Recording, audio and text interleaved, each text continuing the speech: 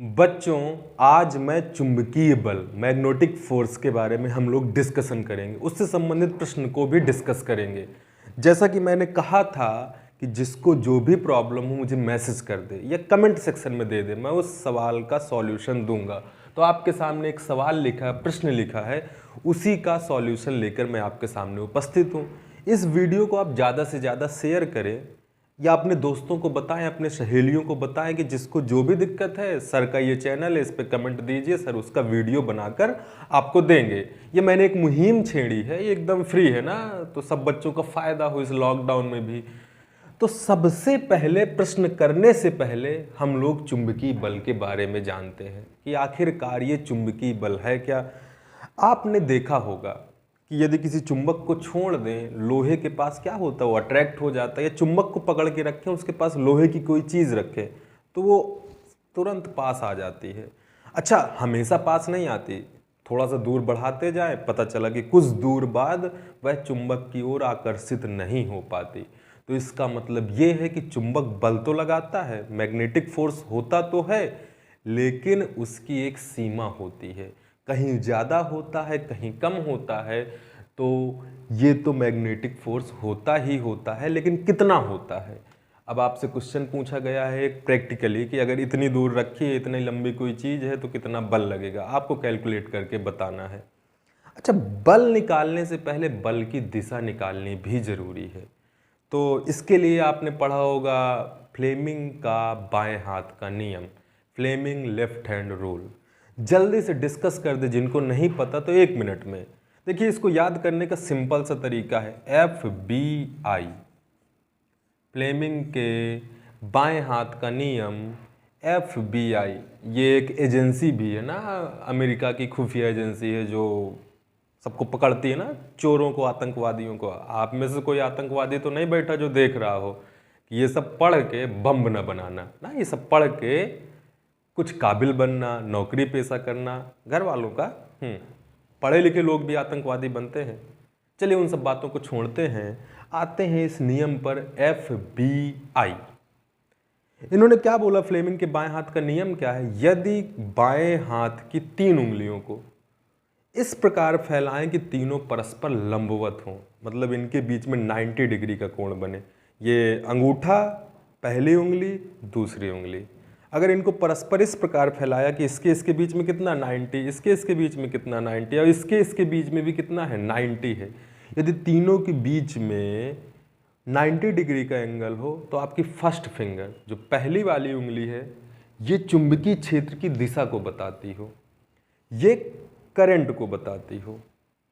तो चालक पर लगने वाला बल इस दिशा में होगा, अंगूठे की दिशा में होगा। फिर से एक बार नियम सुनिएगा, यदि हम बाएं हाथ की उंगलियों को इस प्रकार फैलाएं, थोड़ा पास आके जूम करता हूं कि तीनों परस्पर लंबवत हो, पहली वाली ये वाली फिंगर, ये वाली उंगली फर्स्ट फिंगर जो आपकी है, यदि चुंबकीय क्षेत्र की दिशा को बताती हो, ये दूसरी उंगली है धारा की दिशा को बताती हो, तो आपका अंगूठा चुंबकीय बल के बारे में बताएगा।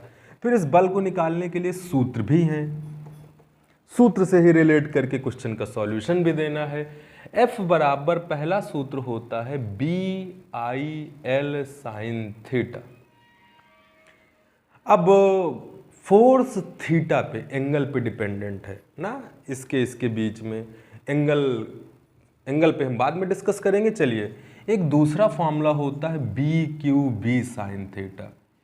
इन्हीं फॉर्मूले से रिलेटेड क्लास 10th में क्वेश्चंस भी आते हैं, 12th में तो पूरा का पूरा एक चैप्टर है, बहुत बड़ा चैप्टर है, तो बेसिक्स तो आपको आने चाहिए क्योंकि आगे भी पढ़ना है। F बराबर BIL साइन थीटा, F बराबर BQB साइन थीटा, इन्हीं से रिलेट करके क्वेश्चन सॉल्व करने हैं।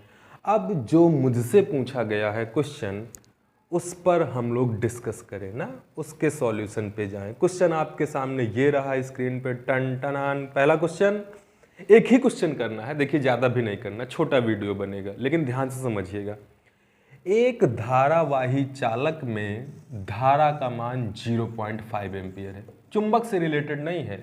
आपने क्लास 10th में चैप्टर क्या पढ़ा है, किसी धारावाही चालक पर के कारण चुंबकीय बल, या वो कितना कितना जो भी है, किसी धारावाही चालक के कारण जो चुंबकीय बल लगता है, जो चुंबकीय क्षेत्र बनता है, उसके बारे में पढ़ना है आपको क्लास 10th में। चुंबक के बारे में नहीं पढ़ना।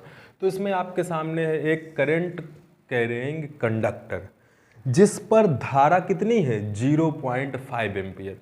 धारा की वैल्यू है 0.5 एम्पियर। यदि उसे 0.4 न्यूटन प्रति एम्पियर मीटर के चुंबकीय क्षेत्र में रखा जाए, चुंबकीय क्षेत्र आपको दिया गया है 0.4, ये इसकी यूनिट है न्यूटन प्रति एम्पियर मीटर। बेटा देखो ये भी ध्यान रखना, पेपर में पूछा जाता है, पेपर में ये पूछा जाता है कि चुंबकीय क्षेत्र की यूनिट क्या है। तो आपके सामने 4 ऑप्शन हैं, तो आपको आना चाहिए। एक सवाल ये भी होता है चुंबकीय क्षेत्र की यूनिट क्या नहीं है ना, 2 सवाल बनते हैं। तो पहली चीज मैं बता दूं चुंबकीय क्षेत्र की यूनिट क्या क्या होती हैं जल्दी से। टेस्ला, गॉस, नए नए नाम है आप सुन रहे हैं, शायद आपके टीचरों ने बताया हो, टेस्ला, गॉस, न्यूटन प्रति एम्पियर मीटर जो यहाँ पर लिखी है। इसके अलावा हो सकता है वेबर प्रति मीटर स्क्वायर। देखिए चुंबकीय क्षेत्र की 4 यूनिट हो सकती हैं। अगर आपसे कभी कोई क्वेश्चन पूछे कि इनमें से कौन है, तो 4 विकल्प होंगे, उनमें से कोई ना कोई आपको दिख जाए, उस पर टिक मार दीजिए। एक सवाल है इनमें से कौन नहीं है, तो 3 तो होंगे इन्हीं में से रिलेटेड, चौथा ऊट पटांग का दे देगा। तो ये भी आपको क्लियर होना चाहिए। अच्छा और आगे सवाल पढ़ते हैं। In a current carrying conductor, the value of current is 0.5 ampere and the magnetic field is 0.4 Newton प्रति ampere meter. The length of current carrying wire is 2 meter. Then what is the force exerted by the current carrying conductor? यदि किसी धारावाही चालक में धारा का मान 0.5 ampere है, उस पर इतने न्यूटन प्रति एम्पियर मीटर का चुंबकीय क्षेत्र है और जिसकी लंबाई 2 मीटर है, तो चुंबकीय बल की गणना कीजिए। लेंथ आपको दी गई है 2 मीटर। 3 सवाल हैं, तीनों के आंसर देंगे। बेटा फोर्स निकालने का कौन सा सूत्र यूज होगा? पहला क्वेश्चन आपसे, मैंने 2 फॉर्मूले लिखे थे आज वीडियो में, इसमें से कौन सा फॉर्मूला यूज होगा? फर्स्ट वाला कि सेकंड वाला और कि थर्ड वाला? थर्ड तो है ही नहीं, फर्स्ट वाला कि सेकंड वाला? Sine theta. अच्छा देखते ही समझ में आ रहा है, बी पता है, आई पता है, एल पता, पहला लगेगा। तो तुरंत बिना टाइम गवाए हम पहले सवाल का आंसर लिखते हैं। अब मैं क्वेश्चन हटा देता हूँ, सॉल्यूशन ऊपर करता जाता हूँ, क्योंकि बहुत ही छोटा हल है। इतने में पहले का आ जाएगा, इतने में दूसरे का आ जाएगा, इतने में तीसरे का आ जाएगा। जिन्होंने कर लिया हो तो बेटा आंसर मिला ले, जिन्होंने नहीं किया तो देख लें जिनको नहीं पता है। अच्छा F बराबर फॉर्मूला ये वाला यूज होना, चलिए फॉर्मूला भी लिख दूं, मैं ऊपर सिर्फ सॉल्यूशन यूज करूंगा। फर्स्ट कंडीशन है चालक क्षेत्र के लंबवत है। इसका मतलब ये है कि जो ये चालक तार है, जो क्षेत्र है, इनके बीच में 90 डिग्री का कोण है। यूं समझ ले चालक में ही तो करंट होगी। करंट किस में होगी? चालक में। ये और ये चुंबकीय क्षेत्र, इनके बीच कितने अंश का कोण है? 90 डिग्री का कोण है। तो थीटा बेटा कितना दिया गया है? 90। बिना सोचे समझे थीटा 90 रख देना है। एफ बराबर बी की जगह क्या रखेंगे? 0.4। आई की जगह क्या रखेंगे? 0.5। एल की जगह क्या रखेंगे? 2। साइन थीटा, साइन 90, और साइन 90 की वैल्यू नहीं आती तो आप क्लास 10th में नहीं पढ़ रहे हैं, और अगर पढ़ भी रहे हैं नहीं आ रही तो फिर पढ़ाई लिखाई बंद कर दो, कोई काम धंधा सोच लीजिए यार ना। जीवन में और भी चीजें हैं, अगर आप पढ़ नहीं पा रहे हैं तो उन पे जाइए, इसको हल कर लीजिए। 0.4, 0.5, 5 चौको 20, 2.2 इंटू 2, साइन 90 की वैल्यू होती 1, 0.4 और इसकी यूनिट होती न्यूटन। फोर्स की न्यूटन, फोर्स की याद रखिए, फोर्स की यूनिट न्यूटन ही होती है। अच्छा सेकंड कंडीशन पे आता है। क्वेश्चन नंबर सेकंड में क्या बोला गया? चालक क्षेत्र से 30 अंश का कोण बनाता है। बेटा इस बार थीटा कितना दिया है? 30 अंश। एक बार फिर से मैं समझा दूं, अगर 90 दिया तो थीटा की जगह 90 रख दीजिए इस फॉर्मूले में, बाकी बी पता, आई पता, एल पता, रख दिया।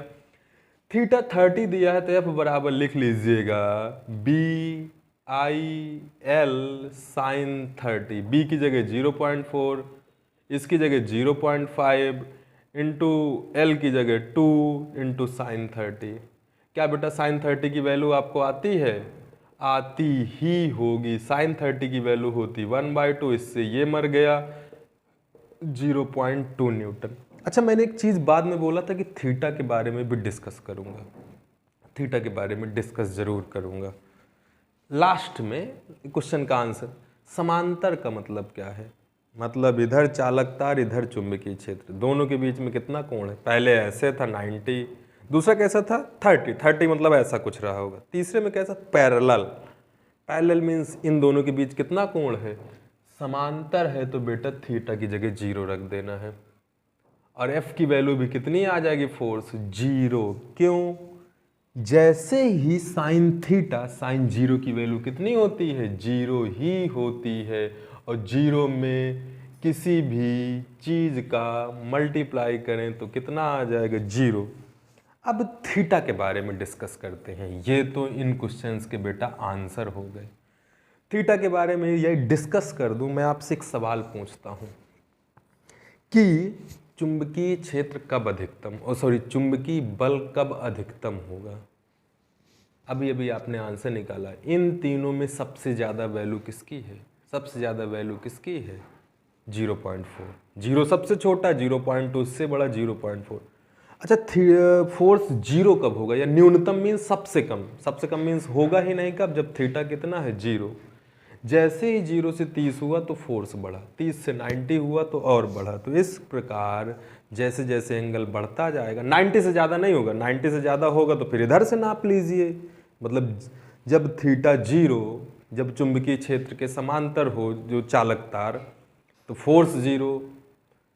अधिकतम कब? जब लंबवत हो। और बाकी हर केसेस में आप सवाल कैलकुलेट कर सकते हैं। इसी प्रकार वीडियो के लिए आप हमारे चैनल को सब्सक्राइब कर लें, और जो भी क्वेश्चन नहीं आते हैं उसको मुझसे पूछिए ना, अपने दोस्तों को भी शेयर करिए।